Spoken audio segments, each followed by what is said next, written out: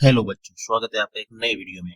आज हम पढ़ेंगे कक्षा 8 की वस्तुनिष्ठ प्रश्नों को। जो बोर्ड परीक्षा में 8 प्रश्न इस तरह के आते हैं। तो पहला प्रश्न है कि ए बटे बी का योज्य प्रतिलोम होगा, तो इसका सही उत्तर होगा माइनस ए बटे बी।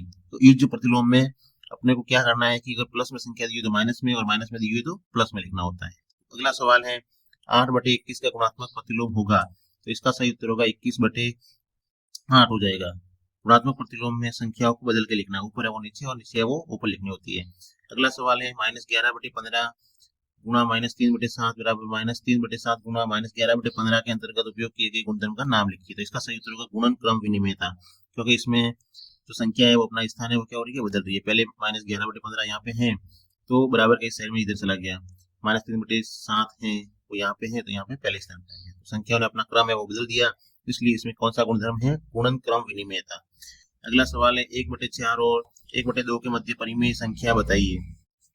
तो 1/4 और 1/2 के मध्य परिमेय संख्या निकालनी है तो क्या करना पड़ेगा, अपने को इसमें इसका लसअप लेना पड़ेगा। तो लसअप कितना आएगा, 4 और 2 का आएगा 8।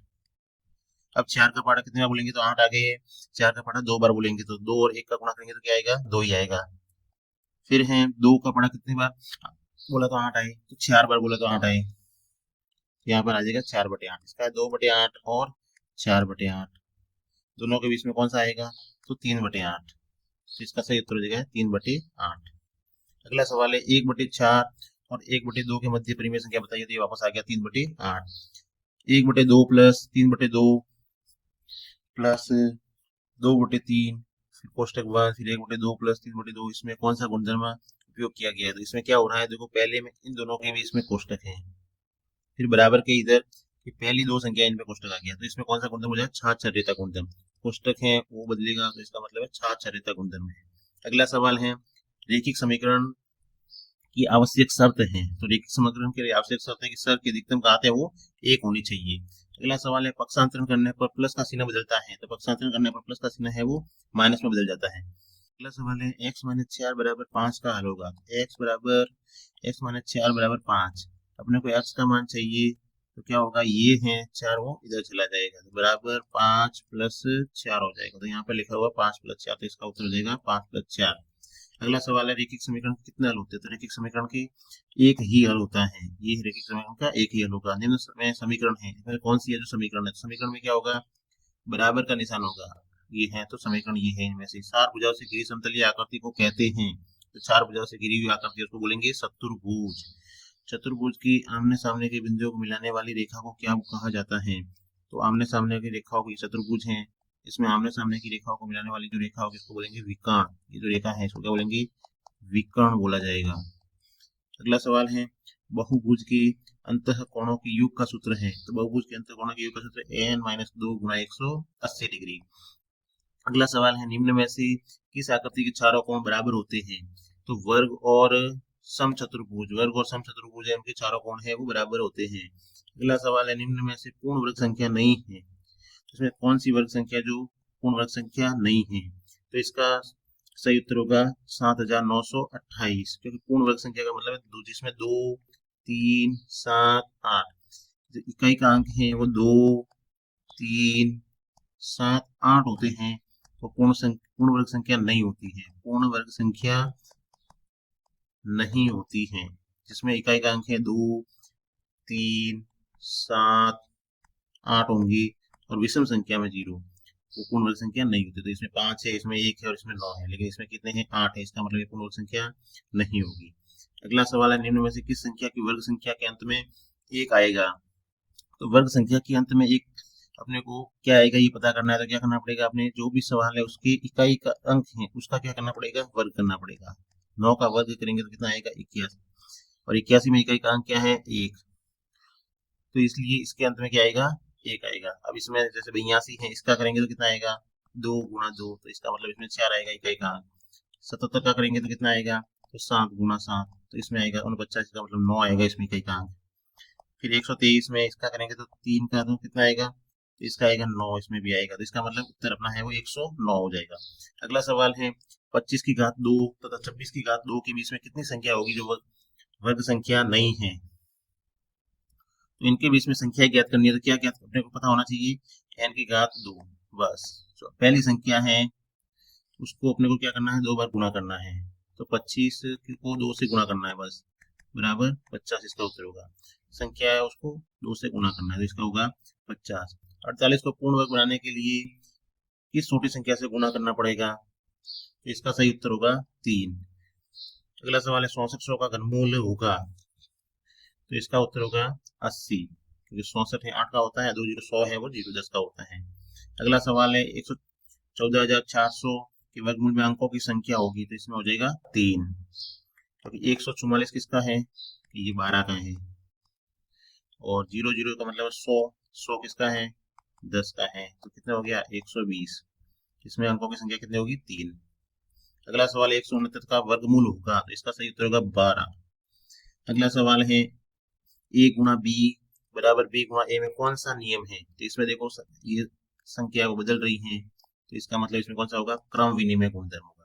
निम्न में से कौन सा पूर्ण वर्ग है, तो इसका उत्तर होगा 625।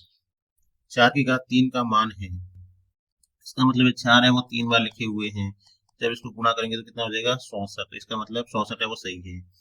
यदि x का 75% 300 है, तब x का मान है, तो x का 75% निकालना है। x का 75% कितना है, 300 है, तो अपने को निकालना है x का मान, तो इसमें क्रॉस गुणा हो जाएगा, 300 गुणा 100 बराबर 75 हो गया, x बराबर यह हो गया। इसके बाद में इसको हल करेंगे 25 की पहाड़ी से, 3 बार बोला था 75 और 4 बार बोला तो 100, 3 से इसको हल करेंगे तो 100 आ जाएगा, और 100 और 4 का गुणा करेंगे तो आ जाएगा 400, तो इसका उत्तर हो जाएगा 400। अगला सवाल है यदि 2x माइनस 1 बराबर 3 है, तो x का मान है, तो 2x माइनस 1 बराबर 3 है, तो अपने को 2x ये माइनस का है, इधर चला जाएगा तो प्लस में हो जाएगा, बराबर 3 प्लस 1, 2x बराबर 4 हो गया। ये दोनों गुणा में है, इधर भाग में चला जाएगा, 4 बटे 2, 2 का पड़ा 2 बार बोलेंगे तो कितना आएगा 2, तो x बराबर 2 है वो इसका उत्तर हो जाएगा। अगला सवाल है 4 बटे 21 का गुणात्मक प्रतिलोम होगा, तो गुणात्मक प्रतिलोम में संख्या को बदलना है, तो 21 बटे 4 हो जाएगा। अगला सवाल है 42 का वर्ग है, तो इसका वर्ग हुआ 1764। अगला सवाल है माइनस 125 का घनमूल होगा, तो माइनस 125 का घनमूल होगा माइनस में 5। 3600 को छोटी छोटी संख्या से गुणा करें कि गुणनफल एक पूर्ण घन बन जाए, तो इसका उत्तर होगा 60 से। यदि किसी वस्तु का अंकित मूल्य 80 है तथा ये बाजार में क्षेत्र में बेचा जाता है, तब बट्टे की दर है, तो बट्टा अपने को निकालना है 80 है, तो 80 में से 76 को घटाएंगे तो कितना आएगा 4। इसका दर निकालना है तो 4 बटे 80 करेंगे और 100 से करेंगे गुणा, 4 के पाड़े से इसको हल करेंगे, 4 दूनी 8, तो 20 के पाड़े से हल करेंगे और 20 पंजे 100, तो इसका मतलब 5% आ जाएगा इसका उत्तर। अगला सवाल है 5m बराबर 30 है, तो m का मान है, तो 5m बराबर 30 है, ये दोनों गुणा में है, तो इधर आ जाएगा तो भाग में हो जाएगा, तो 30 बटे 5, 5 का पाड़ा कितने बोलेंगे तो 30 आएगा 6 बार, तो इसका मतलब इसका उत्तर हो जाएगा सही। अगला सवाल है चतुर्भुज के चारों अंतःकोणों का योग होता है, तो चतुर्भुज के चारों अंतःकोणों का होगा 360 डिग्री। अगला सवाल है x अक्ष पर सभी बिंदुओं की कोटि है, तो वहां पर कोटि होगी 0। अगला सवाल है -15 का गुणात्मक प्रतिलोम होगा, तो इसका उत्तर हो जाएगा -1/15।